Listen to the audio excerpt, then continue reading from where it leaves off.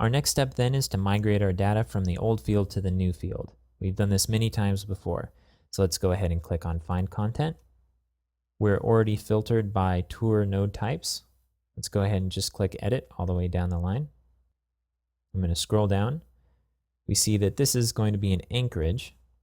And as we scroll down under location here, let's go ahead and type in Anchorage. So you may have noticed that blue rotating icon here, and it didn't find anything, again, because we don't have any terms yet. But as soon as we add this new one, then it will have a term, and we can reference it later on. Let's go ahead and save this. And let's edit the next tour type. I'm going to scroll down. Okay, so this one is in New Zealand. Now, for the location here, if we started typing Anchorage, for example, and notice that I'm not using the uppercase, and that's okay, it creates a drop-down where we can see anything that matches what we've typed in already. And we can click it in order to fill in the input.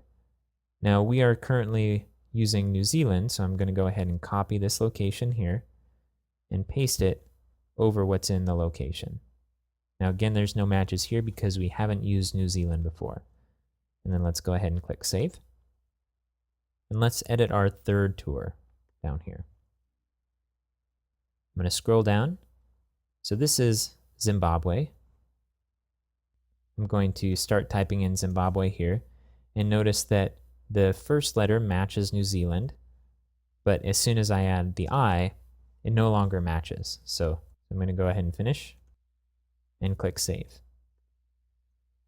So this will empower any of the end users filling in this content to add new locations.